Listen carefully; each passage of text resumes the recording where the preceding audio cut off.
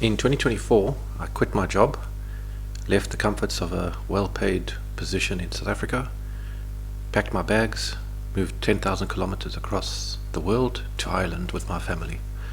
We've been here 3 months, and I'd like to share some of the lessons I've learned, some of the experiences we've had, and introduce some of the discussions I find quite interesting. I want to discuss in detail about our life in Ireland, why we came to Ireland, and just generally keep an update of what we're getting up to. So, how did we come to choose Ireland? I think it's a little bit of luck and a little bit of fate. Before we get into today's discussions, I'd just like to remind you who I am and what I do. My name is David, and you're watching Discussions with David, a series about life in Ireland, all things droning, technology, tutorials, and anything I find interesting that I'd like to share. So if you're thinking about coming to Ireland, or just want to see some amateur drone photography, get some ideas about travel, and learn a few things along the way, you've come to the right space. I am an amateur drone videographer, so I do take a lot of photographs and videos while we're out and about, traveling and exploring, and I'd like to share that with you. So if you're into that kind of thing, and are considering moving to Ireland and just want to learn a little bit more, stick around, you've come to the right place.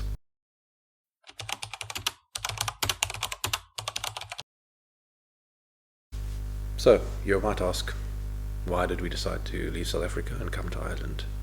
Well, as a father of 2 young children, a husband, and a civil engineer with more than 10 years experience in a field in ports and coastal engineering, I was looking for a little bit of change, not only for myself, but for my family. Cost of living, education, healthcare, security, all those things that a lot of South Africans question about within South Africa, as well as just that ambition to explore and travel a little bit more. Those are all some of the ideas and reasons why we decided to throw everything into the air and move 10,000 kilometers across the ocean and start a new life. My son is now 5, my daughter is 3, and we had to make a decision before they started school. So our New Year's resolution at the beginning of 2024 was to really explore the option of something other than South Africa that we've known so well.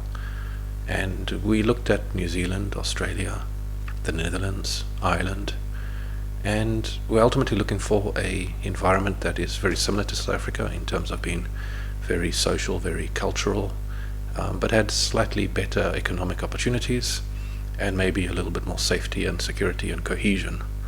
But also with 2020 and the way the world changed, we really thought we needed to have a better work-life balance.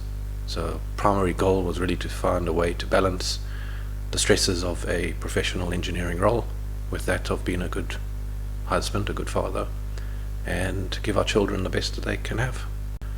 For the last few years I've been studying and delving into drones and videography and photography, and managed to get a professional remote pilot license in South Africa, and that helped me understand what the requirements are. And in South Africa, droning is very restrictive, and Ireland not so restrictive. So it's very quick and easy to get my European equivalent certificate of competence for open drone flying, and in the first 3 months here, definitely had a good opportunity to explore, take some video footage that I'm sharing with you, and start to think about it as something that is not just a hobby, but maybe can be something that I can share and people can enjoy. Everybody knows of Ireland, and everybody knows about the people and the spirit and St. Patrick's Day, but there's a lot more to it, and the more you do a bit of research, economically, they've been known as the Celtic Tigers. They've really had a boom in the last 20 years, but if you do a little bit of delving further back, in 40 years they've gone from a primarily agricultural economy to a high-tech economy where a significant portion of the world's AI and the world's knowledge economy resides in Ireland. And that's not by luck. The Irish have luck, but they also have grit and determination and good planning and forethought.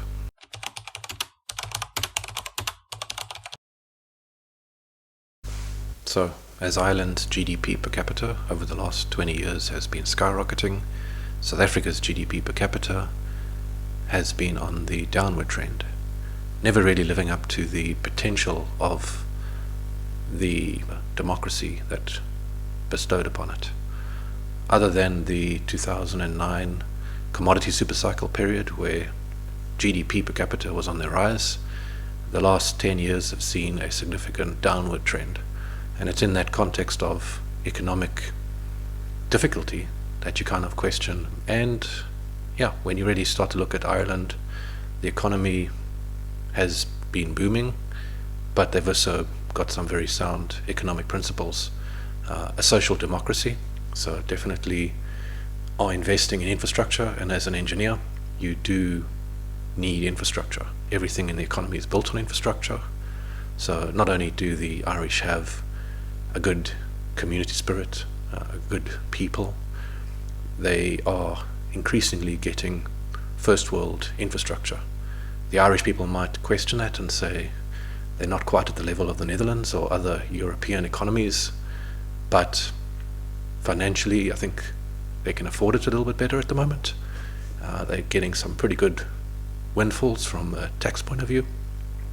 So they are catching up, and that's potentially why there is such a demand for international critical skills to come across to Ireland to assist in that rebranding and regrowth. South Africa has a land size of 1.22 million square kilometers, making it the 25th largest country in the world by size, with a population of 60.4 million people, making it the 24th most populous country in the world. It was blessed with vast mineral deposits. South Africa holds the world's largest reported reserves of gold, platinum group metals, chrome, manganese, and the second largest reserves of zirconium, vanadium, and titanium, to name just a few resources inherited from Mother Earth. Ireland, in comparison, 70,000 square kilometers and a population of 5.3 million, making it the 121st and 124th largest and most populous countries in the world. So a major difference in size and scale. So even though South Africa is 17.5 times larger and has 12 times more people, Ireland still manages to achieve 16.5 times more GDP per person. So in Ireland, corporate tax rates are some of the lowest in the world at only 12.5% compared to South Africa, 27%. And personal tax in Ireland similarly lower, with significantly more tax credits and benefits in Ireland to try and encourage skilled migration. There's also a higher minimum wage in Ireland. So both at the employee level and at the employer level, it just makes more sense to be in Ireland. Probably at a macroeconomic level, the differences are South Africa is very protectionist when it comes to looking after their internal interests, and Ireland is very open. So it's all about foreign direct investment and being part of the open economy.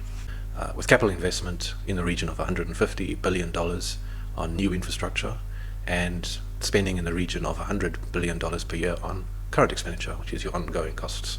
South Africa, being so much larger, only manages to spend between $50 and $60 billion on capital investment and still spends $100 billion a year on ongoing current expenditure. A lot of that is labor costs and doesn't really get felt on the ground when it comes to service delivery and infrastructure put in place. We see the money being spent in Ireland. In terms of salaries, Ireland might not be at the level of other European countries, but because of the skills shortage and the high demand, it's definitely catching up in terms of getting the right people to deliver the right infrastructure. Coming across on a critical skills work permit, I do think that comparatively to South Africa, I'm earning in the order of 2 to 2.5 times more than I would in South Africa for a similar position. But then how does the cost of living compare? Do you really get that money in your back pocket? So let's talk about the cost of living.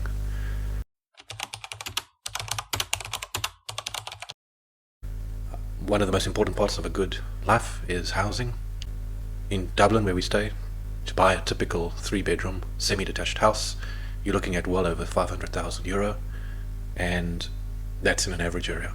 If you're looking in a very good area, you're probably looking at €1 million, which is about 20 million rand equivalent. and you're not going to get much space out of that. Quite small compared to Cape Town. In an average area, a typical 3-bedroom house will come with a pool, a large yard, double garage, which is something you won't see here, and it'll probably set you back about 5 million rand, so 250,000 euro. And similarly to rent, you're probably looking in Dublin between 2 and 3,000 euro per month. In Cape Town, that'll be about 25,000 rand, which is about 1,300 euros. So yeah, housing, probably you're looking at twice as expensive. A typical 3-bedroom house in Dublin, like we said, it's going to require between 200 and 300 euro per month to heat and provide electricity. So on average, electricity and petrol, it's going to set you back 1.5 times what we're used to in South Africa. But there are some good tax incentives and benefits. At the moment, the government issued energy credits, so everybody with energy bills gets 125 euro off their November 2024 bill, and also in February 2025 they get another 125 euro off their bill, just to assist with the high cost of living. Everybody gets equal share of incentives. It's not based on what you earn. When it comes to food, I'll throw up a comparison that we've got, but I'll also throw up some typical prices we have. A loaf of bread is typically going to set you back between €1 and €2, and milk is going to set you back between €2 and €3 for 2 litres. And some other prices, Big Mac meal, €9.50 here. In South Africa, it's going to set you back €4.70. So generally, the twice as expensive rule for food does apply. But in the supermarkets and convenience stores, you can really get some pretty good bargains. So you just got to keep an eye out for what you can find. At Tesco at the moment, we found a loaf of bread for 95 cents, which is under 20 Rand, which I think is pretty equivalent to what you pay for bread at the moment in South Africa. So if you're savvy about where you shop and know your prices, you can definitely find some good bargain. But generally, ready meals and for restaurants and fast food, it's going to be quite expensive in comparison. To go to a KFC or to a fast food restaurant for a family of 4, you're probably looking at €40 for 2 large meals and 2 children's meals. The one area in Ireland that bucks the twice as expensive rule is data and technology. When it comes to fiber speeds at home, it's going to be a lot faster. We typically have a 500 megabyte or a 1 gigabyte per second line, and that's going to set you back about €35 per month. I tried to look at South African equivalent. At the moment, AfriHost kind of have that for about 1,400 Rand. It's about €70. So this is one area where Ireland's twice as cheap as South Africa. On your cell phone contracts, you can get unlimited data for as little as €12 per month.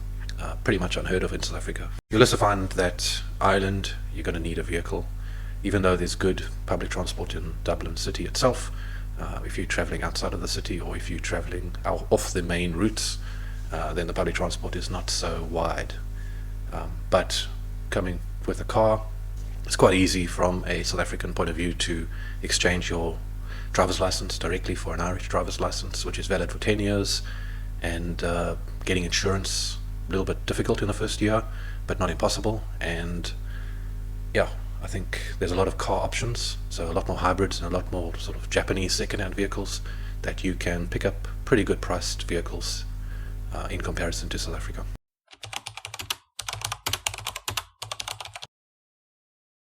When it comes to health and education, the Irish health system is recently ranked 23rd in the world when it comes to accessibility, and is considered to be a social, universal healthcare system. Comparing that to South Africa, where on the same survey they were rated 129th in the world, and is kind of a dual system, public and private. So unless you have good private medical aid, South Africa's medical access is quite low. But if you can afford medical aid in South Africa, you definitely get good service. The Irish system, although it is good in terms of accessibility, there are long waiting times, and you could see non-emergency access taking a bit of time. So it is recommended that you do go with medical aid equivalent here. If I do a comparison between South Africa and here, we were on a Discovery Coastal Saver in South Africa, and the equivalent VHR package we've got here cost about 20% less, and you get about 400% more day-to-day benefits. So because the main medical system is universal, the medical aid add-ons definitely just bumps you up in terms of access to specialists, but also gives you a lot of good day-to-day benefits. So definitely worth it if you have a family like we do. Children under the age of 8 don't pay any medical costs, so that is quite a nice social benefit as well. And for their schooling, Ireland really does have a good education system. It's universal free schooling. There are some private schools, but Ireland definitely has better child to teacher ratios. So for every teacher there's 13 children in junior school, and that compares to South Africa. In Cape Town, a recent survey put the number between 30 and 40 children per teacher. One of the perks for the school system is every child gets a warm meal every day. In South Africa, private schooling is an option, but then you're going to be paying for that. And typically you're looking at probably 150 to 250 euro per month per child for what we would consider the equivalent public system education here. So definitely a good draw card coming to Ireland was for the kids and the education.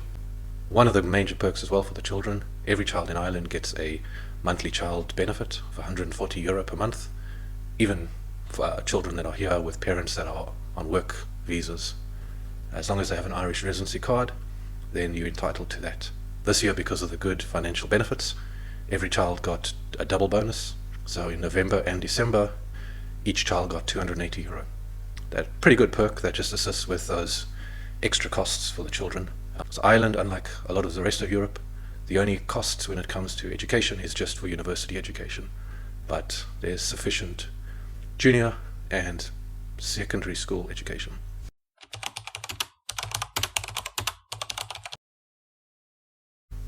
For me, one of the primary objectives of coming to Ireland was for the better work-life balance and to reduce stress. In Ireland, a typical work week is 35 hours, and there's a lot of flexibility and hybrid work, and everybody seems to be quite autonomous to just get on and do what they need to do. So you are definitely feeling a lot more productive and in control of your own workday. Typically, South Africans work longer.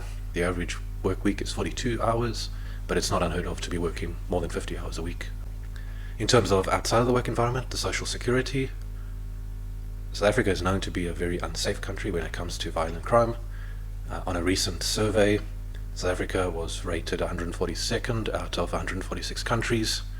Ireland, a little bit better, maybe not one of the safest in the world. On the same survey, they came in 76th, so definitely better off. The Garda are the official protectors of the peace here, or the police service, and don't carry weapons and the like, so there's a lot less violent crime and just a better sense of community. When comparing overall spirit, the Irish people are renowned for their warm hospitality, their rich cultural heritage, and deep love for music and storytelling. They have a reputation for being friendly and welcoming, often going out of their way to make visitors feel at home. This does not only exist within Ireland, but globally as well, with Irish Aid assists with tackling poverty, hunger, and humanitarian needs in over 130 countries. We do really feel the Irish hospitality every single day we're here. South Africa, no doubt, is the most multicultural country in the world. 11 official languages and a lot of diversity. South Africans have a great sense of humor and are never afraid to have a good laugh at themselves and their politicians when things go wrong. But there seems to be an acceptance of the status quo and not really making dramatic changes, where the Irish seem to have dramatically changed their environment within a very short period of time. The Irish just seem more unified. Maybe it's because they're a smaller country, maybe it's because they're more homogenous in their ethnicity, but they just generally seem to get on with things and don't moan and groan, and a lot more collaboration.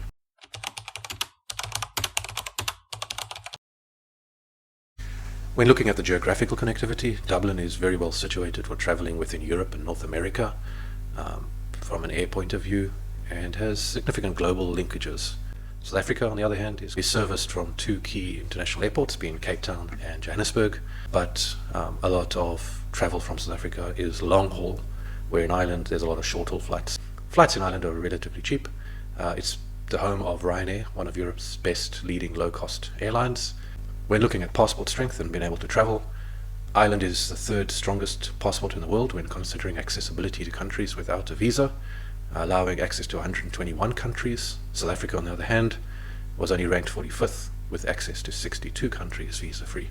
An Irish passport is going to allow you better global access and travel and tourism.